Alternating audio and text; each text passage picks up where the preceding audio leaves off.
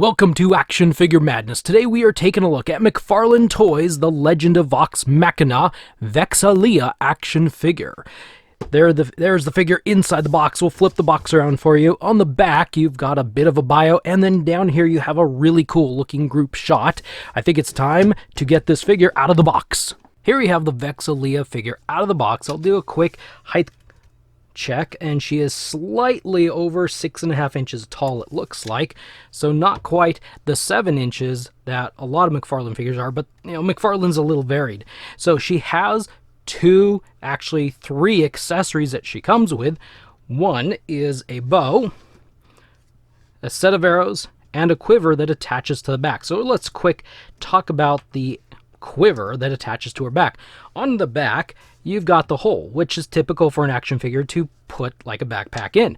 The weird thing is that they didn't paint the hole, and you can see it looks like a skin-colored hole in her back, and it looks a little weird.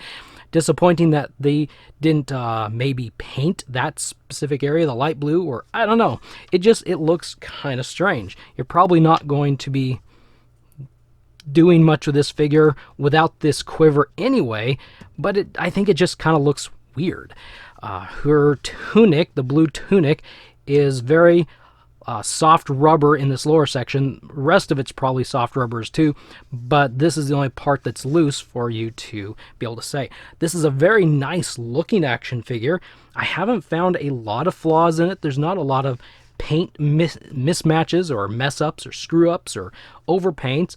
It's a very, one thing, I love the blue, but it's a very attractive looking action figure. Unfortunately, you only get a set of arrows. You don't get like a single arrow that you could get her to pose, actually maybe shooting the bow. You put all the arrows in and you could pose this figure holding or reaching back for some arrows, maybe have the bow partially up. You could get her down into a bit of a stance, or she's getting ready to pull an arrow and shoot something off into the distance. The figure has about 22 points of articulation. Pretty standard for McFarlane. I'll set this bow off to the side. You've got the toe hinge right down here. You've got a pretty loose ball joint at the ankle. There is a ball joint at the wrist, so you can rotate it and hinge it back and forth. Double pin at the knee. See, she started to fall over. Double pin at the knee, double pin at the elbow. Nothing swivel, but you can get the figure to do the splits like that. If you want her to sit, you can get her to sit, but it's not very well. There is a bit of an articulation at the waist area, but you got to kind of fight through this like corset type of piece of clothing here. The head is on a ball joint, so it moves all the way around. It works pretty nice.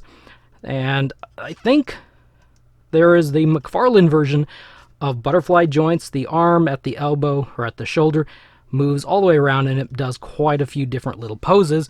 Overall, I think for what this figure is, it actually articulates really pretty good.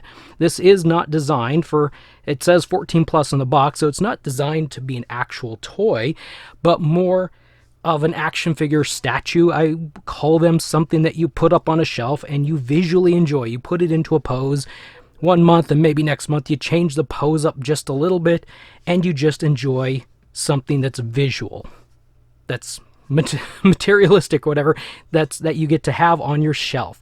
And like I said, I think this is a very attractive figure. I think it's a very good looking action figure, pretty proportionate, and I think it actually looks pretty good to the Amazon Prime series, Legend of Vox Machina character that it's based off of. If you're a fan of the show, I think you just might like this action figure.